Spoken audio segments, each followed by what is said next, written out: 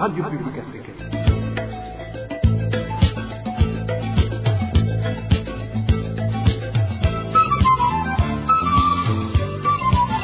Radio Publique Africaine.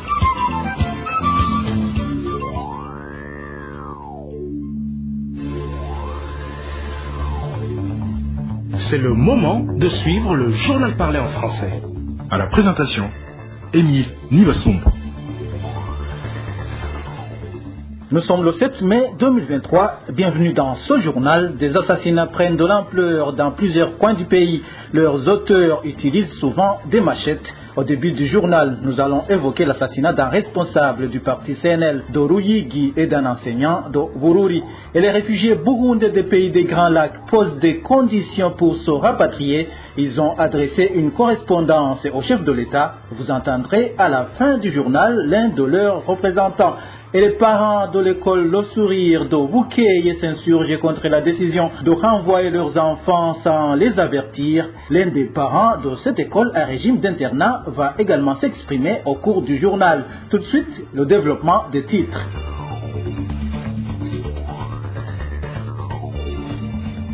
Je vous le disais en titre, un enseignant du lycée de Bururi a été tué à coups de machette par des inconnus la nuit dernière. Les informations en provenance du chef-lieu de la province de Bururi indiquent que la victime a été attaquée non loin de son domicile. La famille et les voisins demandent qu'il y ait des enquêtes minutieuses pour que les auteurs du crime soient démasqués et punis. Plus de détails avec Emmanuel Niungeko. Cet enseignant du lycée de Bururi, tué ce samedi vers 20h, était connu sous le nom de Félix Ndikumana, surnommé 20. Il vivait avec son épouse, avec leurs 4 enfants, dans le quartier dit lycée Bururi, ou quartier des professeurs. Âgé de 57 ans, il dispensait le cours d'essais scientifiques à cet établissement. Les informations fournies par les voisins font savoir qu'il a été attaqué par des gens non encore identifiés armés de machettes lorsqu'il était à moins de 200 mètres de son domicile, en provenance d'une boutique de la localité. Les mêmes sources indiquent que les voisins ont été alertés par un cri fort poussé par la victime.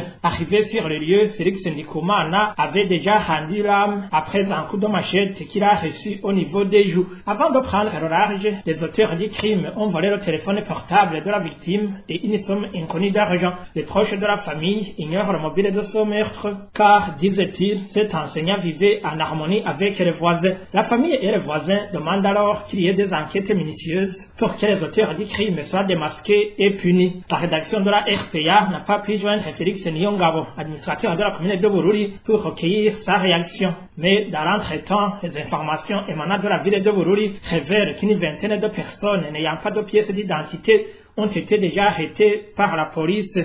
Un autre cas d'assassinat a été signalé dans la province Ruyigi. Il s'agit d'un responsable du parti CNL sur la colline Wuruhukiro de la zone Rusengo en commune Ruyigi. Etienne Ndariye a été sauvagement assassiné par des personnes non encore identifiées avant-hier soir. Les informations en provenance de cette colline indiquent que Etienne Ndariye rentrait du marché de la localité communément appelée Kuisumo. C'était vers 21h. Arrivé près de son domicile, il est tombé dans une embuscade des inconnus qui l'ont égorgé. Etienne Ndariye est mort sur le champ, selon les mêmes sources. Restons à Ruyigi. Les habitants de la colline Mwegereza de la commune Gisuru se plaignent de l'attitude des policiers qui, pendant la nuit, dépouillent de leurs marchandises certains habitants qui proviennent de la Tanzanie. Ces habitants déplorent que même les policiers qui sont attrapés en flagrant délit ne sont pas du tout sanctionnés. Le point avec Dani Claire, il la trouve. Ces habitants qui se lamentent contre les policiers se trouvant sur la position de la colline Mwegereza en commune Gisuru sont ceux qui vont travailler ou acheter des denrées alimentaires au marché de la localité de Mabamba en Tanzanie. Selon notre source de la colline Mwegereza, c'est ce mercredi qu'une femme qui venait d'acheter des marchandises dans son marché de Mabamba qui a été arrêtée par des personnes en tenue policière. Ces derniers l'ont malmenée et l'ont volé tout ce qu'elle avait sur elle. Notre source raconte.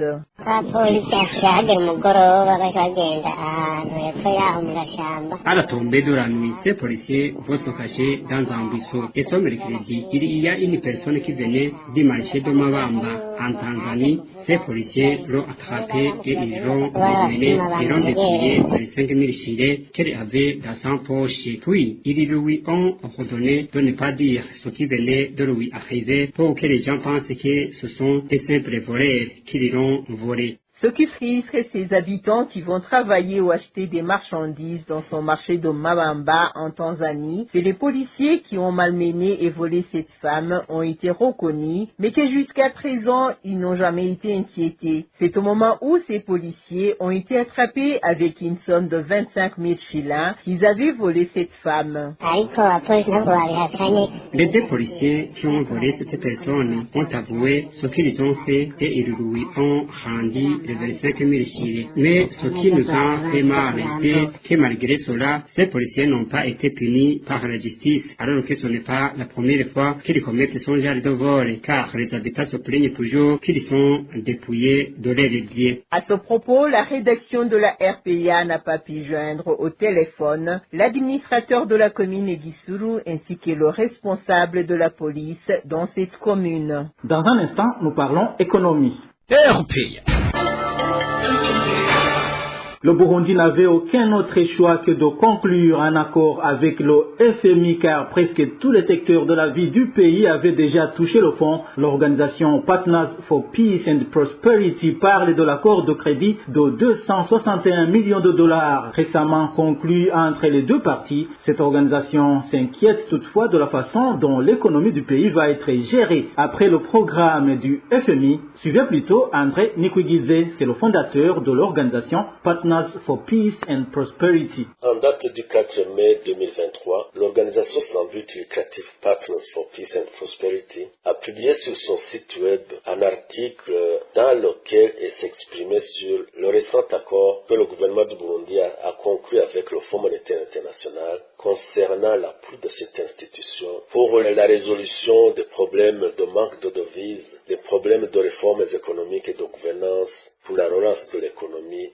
nationale. À cet effet, l'organisation Partners for Peace and Prosperity, compte tenu de la situation d'extrême pauvreté et de faim, compte tenu de l'inflation qui a considérablement augmenté, compte tenu de la dépréciation de la monnaie nationale, compte tenu aussi de l'endettement public excessif, compte tenu enfin du chômage des jeunes, elle estime que pour tous ces facteurs et d'autres, que le gouvernement du Burundi n'avait d'autre choix que de conclure un accord avec le FMI sur les réformes nécessaires dans tous les secteurs en vue de relancer l'économie.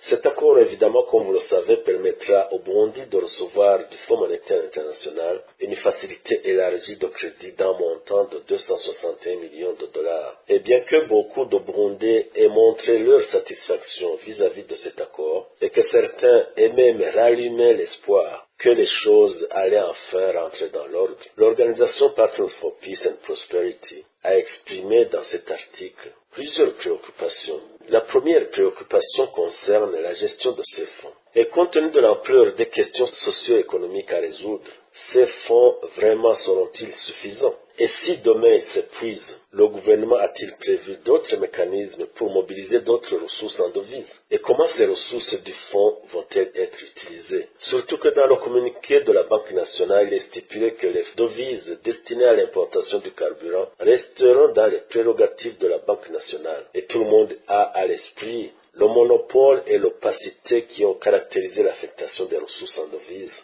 pour l'importation du carburant dans le passé. Autre question, qu'a prévu le gouvernement pour les pauvres dans son programme, pour les aider à faire face à la situation de pauvreté et de faim dans laquelle ils se trouvent? Dans d'autres pays, de tels programmes de réforme financière avec le FMI sont accompagnés de filets sociaux de sécurité pour aider les populations notamment à stabiliser les prix des denrées alimentaires, à stabiliser les prix du carburant et d'autres denrées de première nécessité. Une autre question, qu'en est-il des fonctionnaires de l'État dont les salaires n'ont pas été ajustés depuis plusieurs années et qui ne peuvent plus faire face aux besoins familiaux? Le gouvernement ne pourrait-il pas envisager l'augmentation des salaires? André Nikwigize met en exergue les propositions de l'organisation Partners for Peace and Prosperity qui permettraient au gouvernement d'obtenir lui seul à la fin de l'appui du FMI. L'organisation Partners for Peace and Prosperity formule alors quelques propositions sur ce qui devrait être fait afin qu'à l'issue des 40 mois du programme du FMI, le Burundi soit réellement sur la voie de la croissance économique. La première proposition consiste à investir dans la production agricole pour assurer l'autosuffisance alimentaire, sans oublier évidemment les produits d'exportation qui permettront de rentrer en devises. La deuxième proposition consistera à promouvoir la bonne gouvernance, combattre la corruption et la mauvaise gestion des ressources publiques, fléaux qui ont handicapé le développement national dans le passé. La troisième proposition sera de tout faire pour réduire la dette publique que le Burundi a contractée auprès des banques, institutions nationales, mais également auprès des institutions internationales, étant donné que le surendettement constitue un autre frein au développement.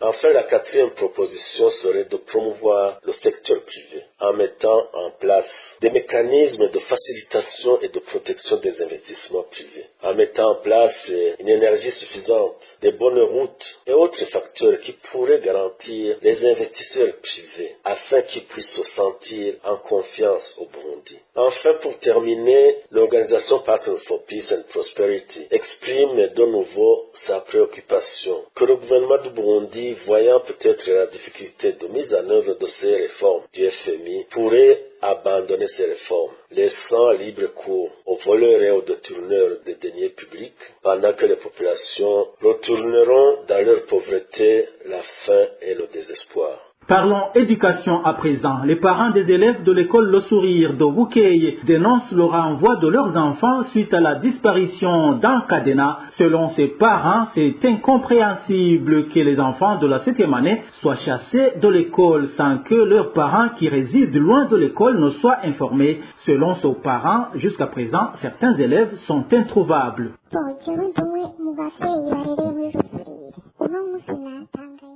Moi, je suis l'un des parents ayant des enfants à l'école Le Sourire de Bukeye. Aujourd'hui, j'ai été surpris d'apprendre que nos enfants ont été renvoyés de l'école à cause de la disparition d'Ankadena. Combien coûte Ankadena pour que sa disparition soit la raison de chasser nos enfants de l'école? Moi, j'ai confié mon enfant dans les mains des personnes qui je croyais être des parents comme moi et qui seraient le devoir d'un parent. Mais c'est très étonnant et puis choquant d'apprendre que nos enfants ont été chassés à cause d'Ankadena. Si les responsables de l'école Le Sourire sont réellement des parents, ils ne devraient pas chasser nos enfants sans nous dire ou encore nous avertir de cette décision. Pire encore, c'est que nous avons appris à partir d'autres sources que nos enfants sont victimes d'Ankadena. Moi, par exemple, je suis loin de mon enfant. Je ne sais pas où se trouve mon enfant jusqu'ici. J'aimerais qu'il y ait des enquêtes pour en savoir plus s'il s'agit réellement de Sokadena ou encore qu'il y a une autre chose derrière ce renvoi. Nous ne comprenons jusqu'ici que ce renvoi est dû à la perte de Sokadena seulement ou encore qu'il y a une autre raison. Même s'il y avait une autre raison de les renvoyer, il fallait qu'ils nous informent d'abord, nous en tant que parents, pour que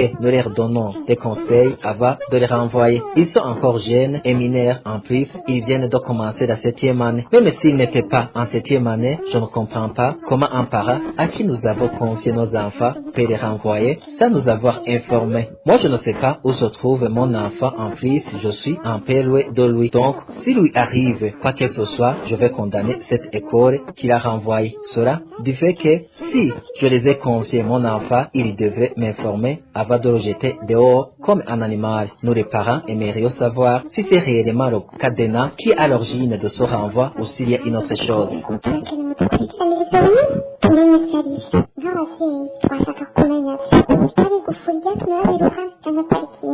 La rédaction de la RPA n'a pas encore pu trouver la direction de l'école Le Sourire pour s'exprimer sur ses préoccupations des parents.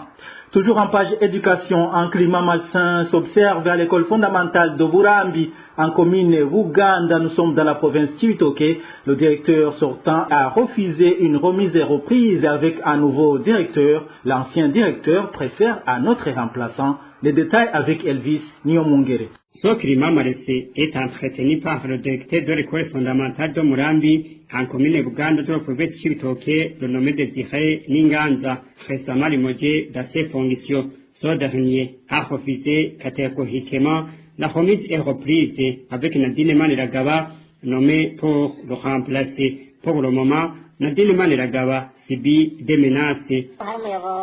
Le directeur a été limogé mais refuse de faire la mise et reprise avec son remplaçant. Il est prévu que les écoles avec 4e cycle soient dirigées par des personnes ayant un diplôme universitaire. Le directeur limogé a le niveau des 6. Par ailleurs, le cousin du directeur limogé menace de tuer le nouveau directeur si ce dernier procède à la remise et reprise.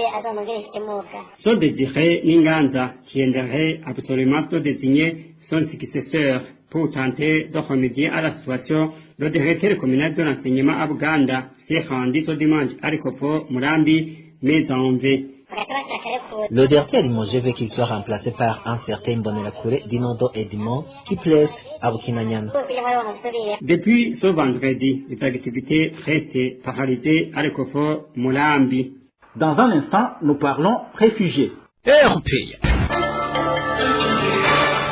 Clôturons cette édition pour qu'ils puissent rentrer librement dans leur pays natal. Certains Burundais réfugiés dans les pays des Grands Lacs posent à travers un plaidoyer adressé au président de la République 8 conditions. Patrice Nhadohoka, l'un des représentants des réfugiés burundais dans ces pays, énumère ces conditions. Une délégation du gouvernement du Burundi vient de visiter les réfugiés burundais dans tous les pays d'accueil dans le but de les sensibiliser à rentrer dans leur pays. Suite à ces visites, les Burundais en exil ont pris l'initiative de poursuivre la réflexion et d'élaborer un plaidoyer pour la mise en place de conditions propices au retour volontaire des victimes de crises violentes au Burundi de 2010 et 2015, en tenant compte des différentes catégories de victimes. Ce plaidoyer s'adresse avant tout au président de la République du Burundi. Ainsi, les Burundais en exil voudraient mettre en exergue les actions jugées réalisables à court terme, condition sine qua non pour permettre à ceux qui veulent rentrer d'avoir un minimum de dignité, de sécurité et de garantie de leurs droits et libertés. Les Burundais en exil demandent donc d'engager un dialogue politique et social inclusif. Deuxièmement, multiplier les rencontres entre le gouvernement et les réfugiés dans les pays abritant les réfugiés pour mieux comprendre leur situation et créer un climat de confiance mutuelle. 3. Appliquer les conclusions du jugement de la Cour d'appel de l'EAC pour un retour à la légalité constitutionnelle et une démocratie effective. 4. Poursuivre en justice les auteurs des violations des droits de l'homme et des crimes contre l'humanité. 5. Libérer immédiatement les prisonniers politiques et d'opinion et mettre fin aux arrestations et détentions arbitraires, aux actions illégales du service national de renseignement.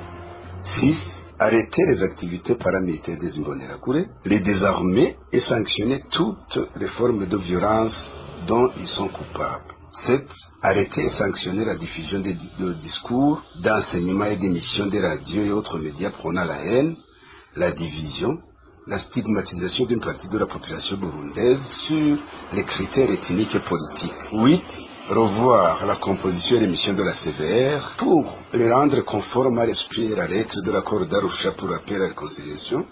Voilà, c'est par ici que nous mettons un point final au journal du 7 mai 2023. Merci à vous tous qui nous avez suivis à la présentation. C'était Émile Nibasumba. Au revoir.